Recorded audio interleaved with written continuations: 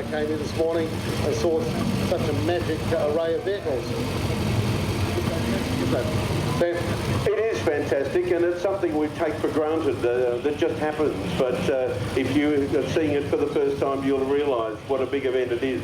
Yes, I do, and I also appreciate the huge amount of work that goes in organising this spectacular event.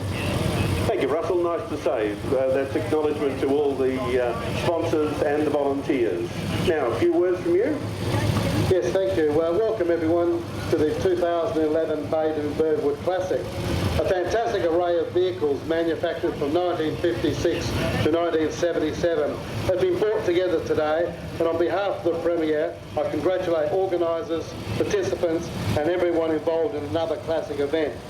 Most of you know that the Birdwood Classic started in 1997, and I think we can say that it's been well and truly embraced by South Australians as well as our interstate friends.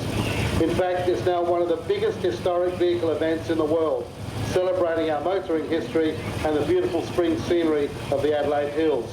We're lucky here in South Australia to have such an eclectic calendar of events and festivals.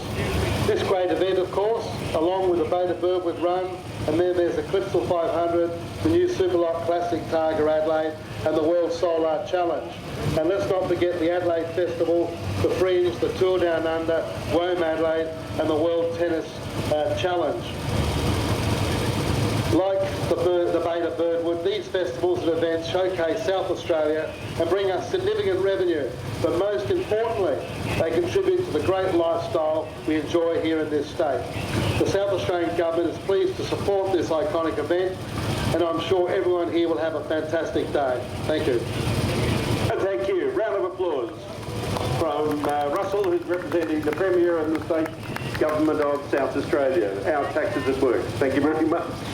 Right, now we have the Mayor Ken Rolland, Mayor John Trainer to cut the start, together with Jay, who is the son of Russell Wortley, who's giving us a hand.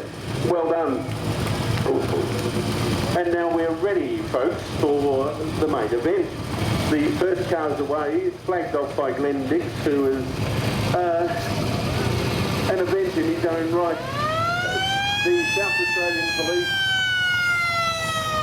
once upon a time used to drive Chrysler Royals. Those cars now are classic vehicles. And then we're seeing the special guest leave in also Chrysler Royals. These cars were built here in Australia, here in Adelaide. Adelaide is Chrysler City to Australia, and these cars were the epitome of motoring excellence in the 1950s. We're also seeing some Dodge Polaris, Dodge Phoenixes, a veritable cornucopia of, look it up in the dictionary if you don't know what it means, of Chrysler Royals, and great to see, to remind us of the motoring history of South Australia. These cars were built in what is now the LeCornu building on Anzac Highway. That used to be T.J. Richards, a bodybuilder who built the Chrysler Royals before Chrysler opened the factory down at Tonsley Park. Now we're seeing the special guests who are making their way to the event in the first of the special cars, which include a number of Jensens. These are Jensen Interceptors and Jensen Healeys, which are rather unusual cars on the Australian scene, but where they turn out for the Birdwood. There's one using the multicoloured ribbons for the Flinders Medical Centre Research Foundation in an appropriate fashion. Now we're seeing the bulk of the cars come. Here's one that you will see very rarely in this part of the world. The black car with a number plate CCCP number 1 is a Russian Gaz Volga.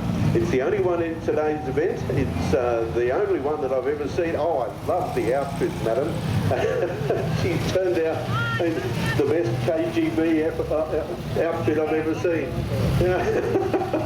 Be nice to her, yes, they might be watching. Now we're seeing the first of the cars, and the variety of cars is something that you'll become aware of.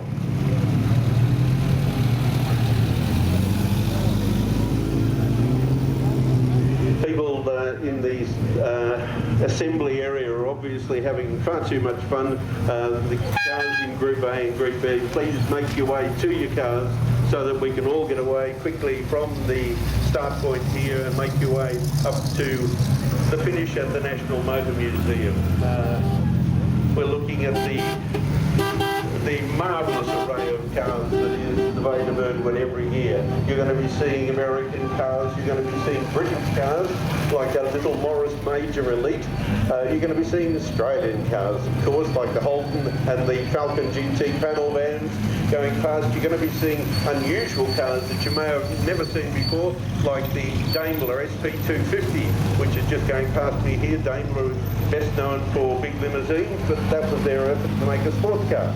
Triumph Herald, have a look at this beautiful You're Adelaide. HT350 Holden Monaro. Is there anything better on the roads these days? Certainly not.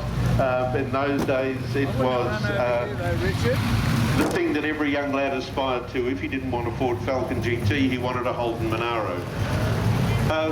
We thank again our starter, Glenn Dix, and Glenn has been part of motoring, motorsport, motoring history here in South Australia for many, many years. Glenn will leave from here to go up to be part of the judging group at Birdwood Museum.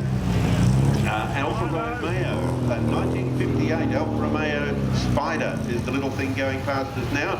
So we thank Glenn for his efforts here again. I reckon he's got a universal joint in that arm that's waved that flag so many times,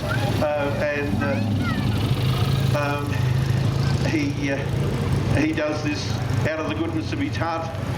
He's been acknowledged and recognised in many, many places around the world for the work that he did with our World Championship Grand Prix. Thank you, Glenn, again. And Glenn will go from here, as I said, to help with the judging. So unfortunately for all of the rest of the 1,800 cars that will go past here, you won't have a send-off as elaborate as these early cars. Hello, there's one that snuck in. A would-be classic. Come back in 50 years, sir. Maybe then. Cadillacs. Is there anything better?